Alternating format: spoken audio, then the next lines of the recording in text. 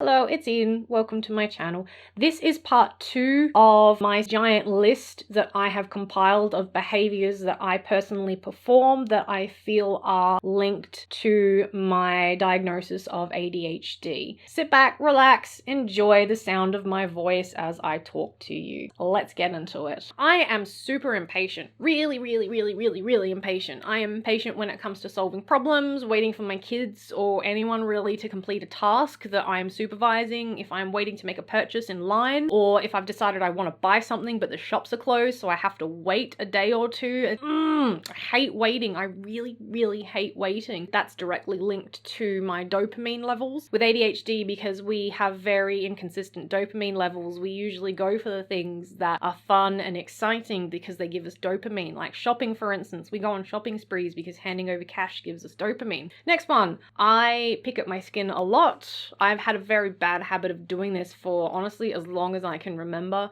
My teenage years was an absolute nightmare because I had cystic acne and I hated having acne, so I would just pick at my face constantly. So I would just have craters of open sores all over my face, all over my back. If I had bug bites, I would scratch at them until they would bleed because that would give me a little bit of satisfaction because it was, the itching was annoying. The next one, I have a huge fear of rejection. This is known as rejection sensitivity dysphoria. It's not technically diagnosable because it's not like a real disorder, much in the same way that imposter syndrome isn't a real disorder too, but it's a feeling of just absolute fear of being rejected. So if somebody uses a phrase like, we need to talk, or can I see you in my office for a bit, my immediate reaction is, oh, what have I done wrong? Oh no, is it bad? Did I do bad? Oh, are you gonna fire me? Please don't fire me. I'm a good worker, I swear. You're not gonna break up with me, are you? I am so scared of being rejected or somebody being critical. A critical YouTube comment sends me in this downward spiral for days where I'll be like, why doesn't anybody like me?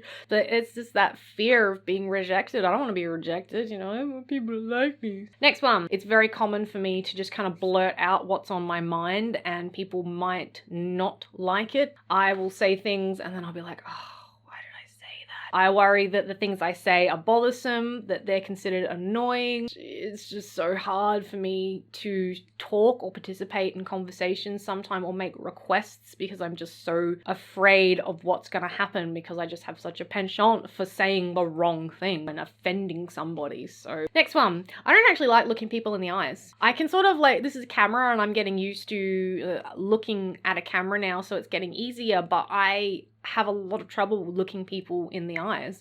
I find that lasting eye contact makes me very uncomfortable.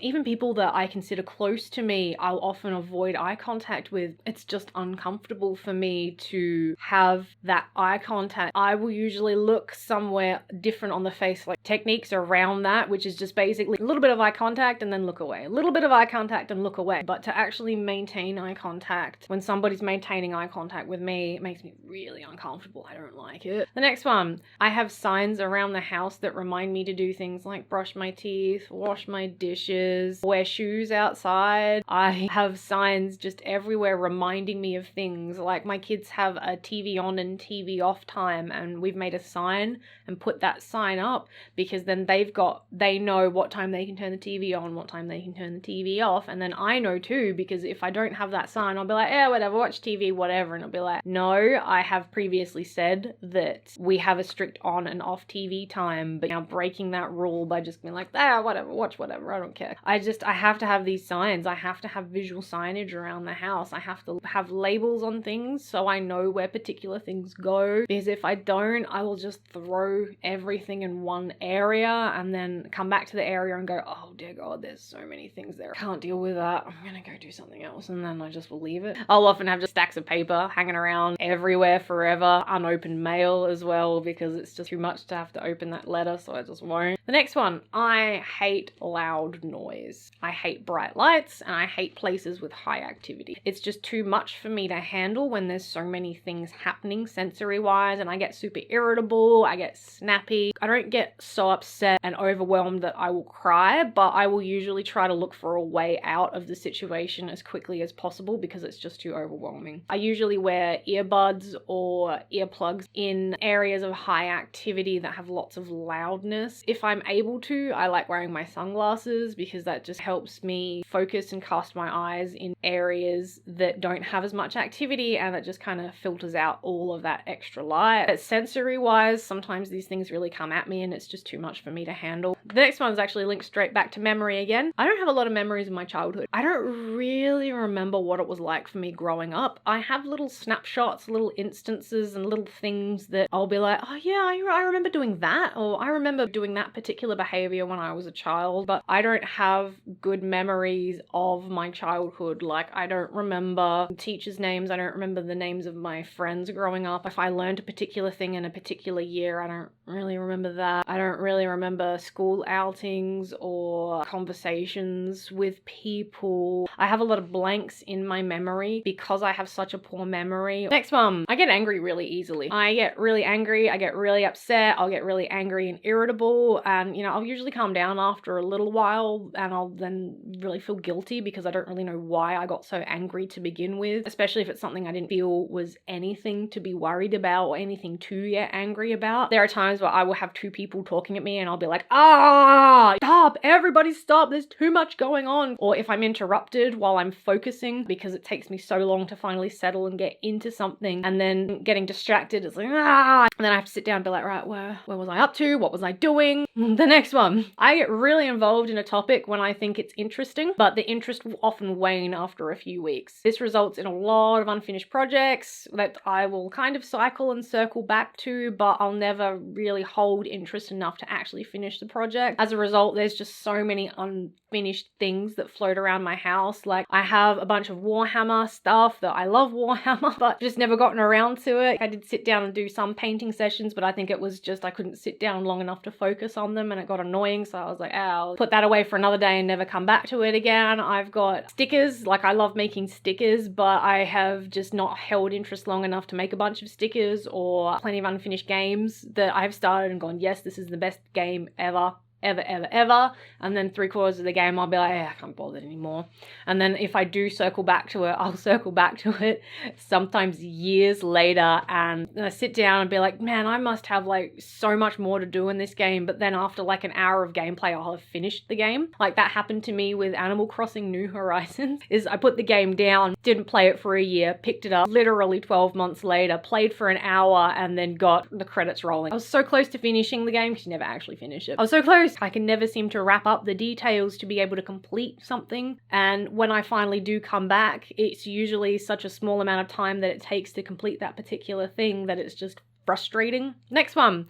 I don't really like it when people tell me to do something. If people tell me to watch a TV show or listen to a certain band or perform a certain activity, like, you should do this type of exercise to lose weight. No.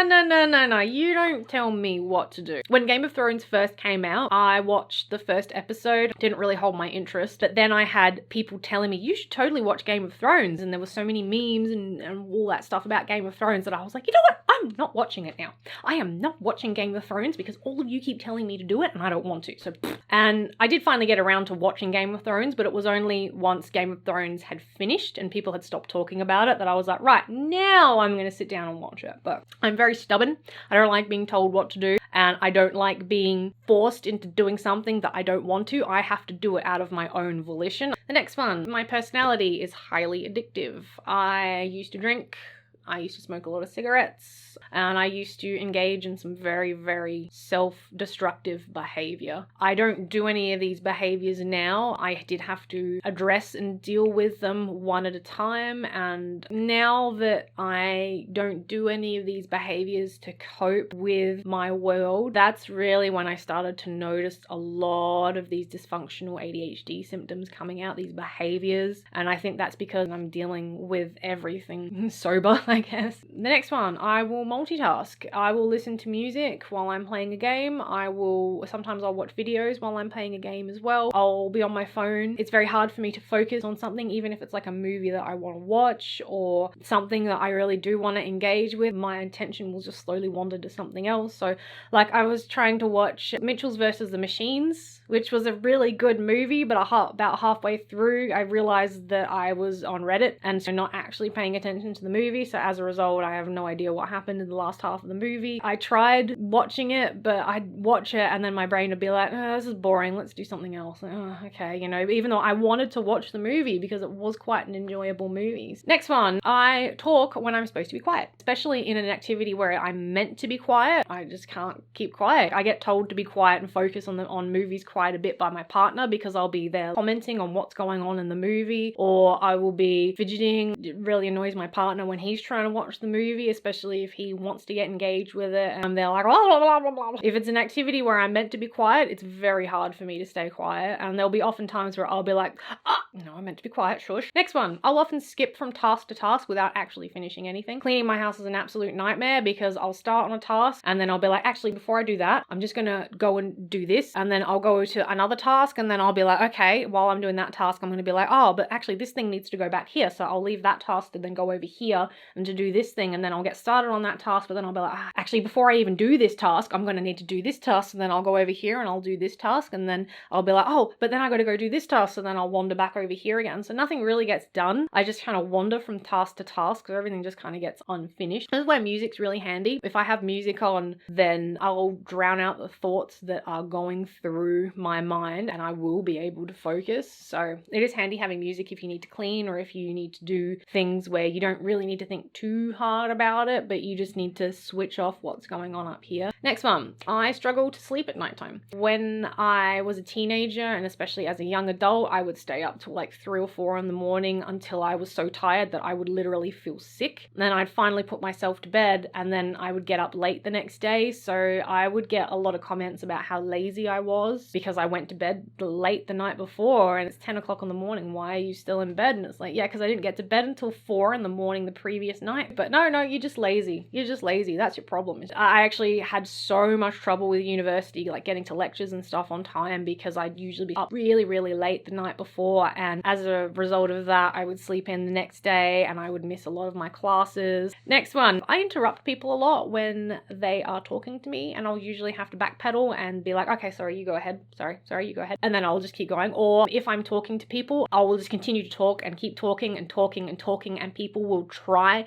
to interject to have their say, but it's just me going on and on and on. It is the next day and I am back. Let's keep going, shall we? Next one. I love lists. I love making lists of things as they just really help my brain piece together all the steps and all the things that I need to do for a task. I have to break down a big task down into a list and into the steps that I need to take to complete the task. Or I'll just get really overwhelmed and I really won't know how to complete the task. Even then, I will still miss steps. I will still miss steps. I will still forget to do things. I will still carelessly skim over things that need to be done whilst I'm completing the task, even with a list with the minute steps that I need to take. Next one, I'll often echo the keywords of what people are saying to me. I will kind of tune out halfway through a conversation and then I will tune back in when I hear the tone of the person shifting. So it's like, oh, I know that you're finishing up talking. I'll grab a couple of keywords from what they're saying and I'll be like, oh, okay, so,